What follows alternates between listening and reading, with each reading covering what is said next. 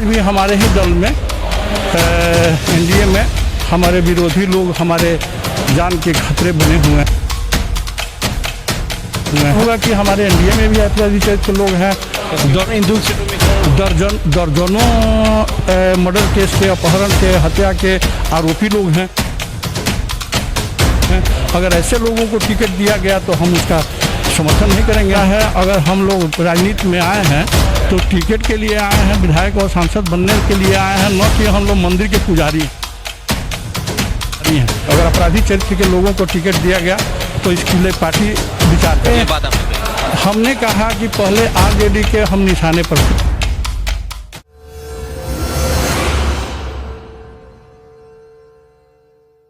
नमस्कार, मैं हूं आकाश और आप देख रहे हैं न्यू व्यू। लगातार खबरों में बने हुए हैं और सिवान में राजनीतिक सरगर्मियां तेज होती गई हैं। राजनीतिक प्रत्यारोप भी लगातार लग रहे हैं और हमारे साथ अभी हैं सिवान के बीजेपी के वरिष्ठ नेता और पूर्व सांसद ओम प्रकाश यादव, जो प्रदेश में उपाध्यक्ष भी हैं। इनसे सीधे तौर पे जानते हैं कि सिवान की राजनीति किस करवट मोड़ ले रही है। सिवान की राजनीति किस करवट मोड़ ले रही है? क्या लग रहा है कि काफ़ी विरोध दिख रहा है गठबंधन में? नहीं, गठबंधन में कोई विरोध नहीं है। सिवान में एनडीए प्रचंड बहुमत से जीतेगी। हम लोगों का प्रयास रहेगा कि हम लोग 8 सीट जीत करके भारतीय जनता पार्टी और एनडीए की झोली में देने का काम करें, क्योंकि विकास के पथ पर बिहार अग्रसित है।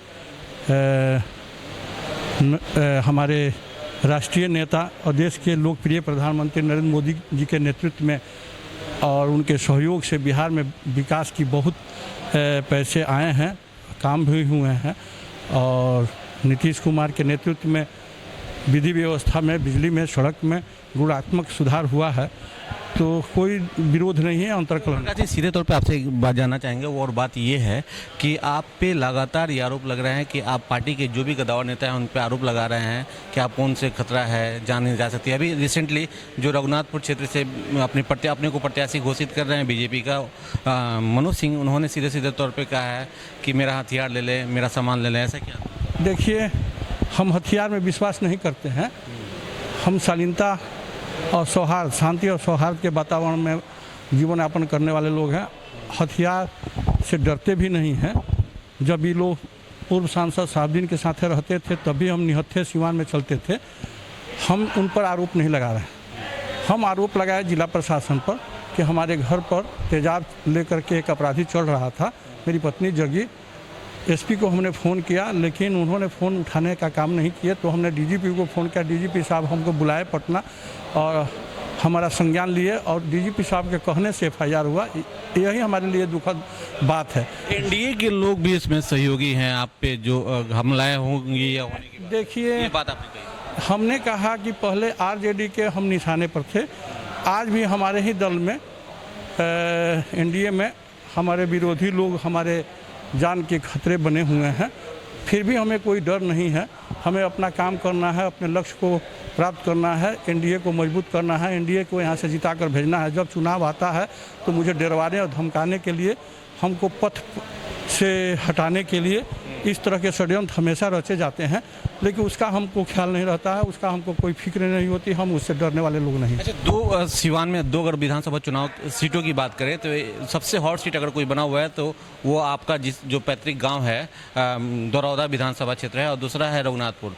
और दोनों सीटों पे आप चाहते हैं कि वैसे लोग लड़े जो आपराधिक छवि के ना हो। तो इस दरौदा विधानसभा में हमने भारतीय जनता पार्टी के कार्यकर्ताओं के अथक प्रयास, उनके परिश्रम के बदौलत वहाँ कमल खिलाने का काम किए हैं। हमने स्पष्ट रूप से माननीय सुशील मोदी जी से आग्रह किया है कि सिवान में फिर सेकंड साहबदीन कोई न बने। इसके लिए शरीफों को टिकट दिया जाए, जीता कर लाने की जिम्मेवारी हमारी होगी। अगर अपराधी चरित्र के लोगों को टिकट दिया गया तो इसके लिए पार्टी विचार करे। आपको क्या लगता है कि एनडीए में अपराधी चरित्र के लोग हैं? निश्चित रूप से आपने देखा होगा कि हमारे एनडीए में भी अपराधी चरित्र के लोग हैं। दर्जनों मर्डर केस के, अपहरण के, हत्या के आरोपी लोग हैं। अगर ऐसे लोगों को टिकट दिया गया तो हम उसका समर्थन नहीं करेंगे। हमने तो पहले भी कहा। रघुनाथपुर से किसे चाहेंगे कि टिकट मिले? रघुनाथपुर में किसी शरीफ को अगर टिकट देती है पार्टी तो निश्चित रूप से विजय श्री होगा और जिताकर हम लोग विधानसभा में भेजेंगे।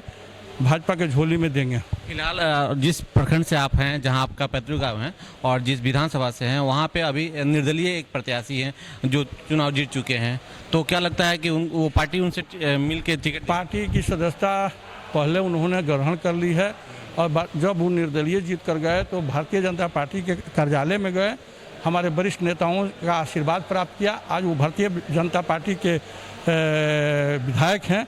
हम चाहेंगे कि फिर से उनको टिकट दिया जाए। हमने तो स्पष्ट रूप से कहा है सुशील मोदी जी से कि हमारे साथ जो अन्याय हुआ हम तो बर्दाश्त कर गए, लेकिन अगर व्यास सिंह के साथ उस तरह का अन्याय किया गया तो हम लोग बर्दाश्त नहीं करेंगे। फिर व्यास सिंह को हम लोग निर्दलीय जिता के पुत्र भी दावेदारी कर रहे हैं रघुनाथ देखिए, हमारा पुत्र जिला युवा मोर्चा का अध्यक्ष है, उसकी दावेदारी बनती है, मांग करता है। अगर हम लोग राजनीति में आए हैं तो टिकट के लिए आए हैं, विधायक और सांसद बनने के लिए आए हैं, न कि हम लोग मंदिर के पुजारी हैं। तो स्वाभाविक है, अगर करता है तो कोई गलत काम नहीं। तो आपको नहीं लगता कि इस तरह के आरोप प्रत्यारोप लग रहे हैं तो बड़ी मुश्किल होगी सीट को जीतना है? नहीं, कोई मुश्किल नहीं होगी। देखिए, तो बड़ी मुश्किल थी, निर्दलीय हम लोग जिता कर ले गए ना, कोई मुश्किल नहीं होगी। शरीफों को गोलबंद करेंगे और जिता कर ले जाएंगे। बिल्कुल, देखिए इनका सीधे सीधे तौर पे ये कहना है कि अगर शरीफ गोलबंद होते हैं और शरीफों को पार्टी टिकट देती है, कहीं भी किसी प्रभाव में आकर अगर टिकट नहीं देती हो, तो निश्चित रूप से सिवान के जो 8 सीटें हैं उस पे एनडीए फतह हासिल करेगा। फिलहाल देखने वाली बात होगी कि सीट के बंटवारे को लेकर गठबंधन कितनी सही निर्णय लेता है।